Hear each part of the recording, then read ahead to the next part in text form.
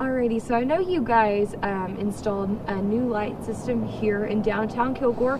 Tell us a little bit about this new light system and how it's a little bit different from the one that was down here before. A lot of the bulbs in the old system were falling off the buildings, strings are falling down. Had a lot of issues with the electrical and timer systems on the back end, all sorts of old cables and worn out conduits on top of the roof. This new system is all going to be LED lights. They're all going to be programmable through an app. Anyone at the city that has access to the system, all they have to be is downtown, the smartphone, and then they can change the lights, put them on different schedules. They're currently on a schedule to be the derrick lights for the next few days, every evening, and then turn off when it gets to, I think, 8 a.m. is what it's set to turn off then. And aside from just the cost savings of having the all LEDs and all new system out there, it's a lot safer on the back end with the electrical system, and they're going to last forever. Yeah. Like something you guys said kind of in the post was, like kind of you mentioned, just a second ago, that the maintenance of it, like having people having to change the lights and things of that sort, was very time consuming, especially when it came around to the holiday season, because it's such a kind of a staple in downtown Kilgore. Talk about how this kind of changes those problems a little bit. Well, anything that I can do to keep my guys from having to be in the middle of the road for a week at a time, I'm going to do. So I was very happy that we don't have to have crews out on a lift in the middle of the street, getting in the way of traffic, just the whole safety concern of it. And then, like you said, the time that it takes to switch every single bulb out to colored bulbs, and a few weeks later switch them all back, that eliminates all that. There's a lot of things that we could be working on, we could be fixing in the city, and now we have all that time to do that. Yeah, and so tell people kind of like the different settings that this can do, like just to the extent that they know, like how almost kind of like revolutionary it is for like downtown Kilgore to have something like this. Well, and I want to address too that there was some concern about the modernity of it, whether we'd want these kind of new age lights up on top of the buildings.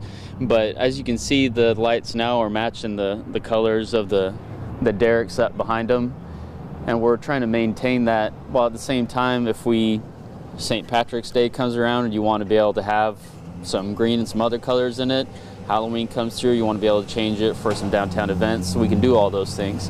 Basically, if you can imagine it set up in LEDs and a pattern running through them, it can be programmed to do that. Yeah, and something also we were talking a little bit about was kind of the cost savings of doing this, but like trying to find the right way to do it. I know that this is something that has been wanting to be in the works for a long time, as we were kind of talking about, but trying to find something that was cost efficient but still did the same thing, was kind of difficult. Talk about that and how much this project kind of costs the city. So the money for this was set aside years ago when we saw that the lights were falling off the buildings as they are in places, and we saw the dangers there, and that we were given a budget of about $60,000 to get it done. Everyone was telling us a few years ago when it was looked into that it would be $200,000 to get it done, and that's kind of why it was put on hold.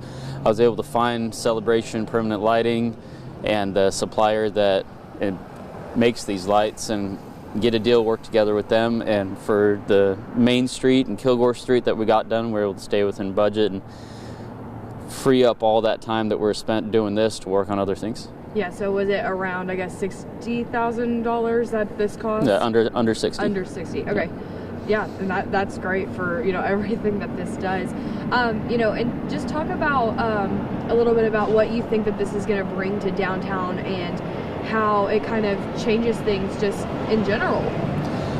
I think that we already had the benefit of the derricks bringing people into the city, that whole derrick lighting event. But it was always a little sad to me when you see the derrick lighting event and all the work that's put into it, and then all the lights on the buildings and across the streets falling apart and crumbling. And this is kind of lifting up all of those other lights to the level that we already have the derricks to, and that KHPF and other groups are working so hard to bring them to. So I think this is just going to be something else that'll bring people to Kilgore, bring money to Kilgore, and be able to share all this joy that we have here with people in other places. Yeah, and something we were also talking about that really around here, at least in like Gregg and Rusk County, there isn't another town that really has something like this. Can you kind of talk about that as well?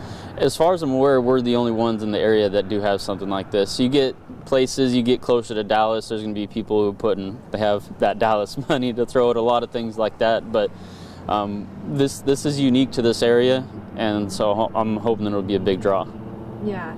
Is there anything that we missed that you feel like people really should know about this project here and kind of what it brings to the city, why it was important to do, anything like that that we haven't already discussed that you feel like people really need to know about this?